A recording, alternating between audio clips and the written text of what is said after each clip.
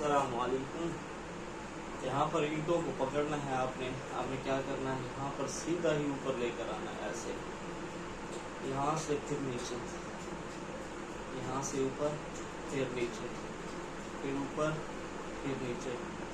आपके पास अगर मशीनें नहीं हैं, वेट नहीं है, तो ये अपने बाजुओं को मजबूत करने के लिए, आपका जिस्म को खूबसूरत बनाने के लिए ये एक्सरसाइज है। ईंटें तो हर जगह पे मौजूद होती हैं, आप भी ईंटें उठाओ और इस तरह की एक्सरसाइज आप करो।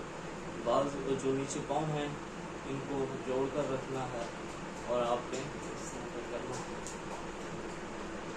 ये इस तरह। अगर नहीं हो तो मुझे सब्सक्राइब करना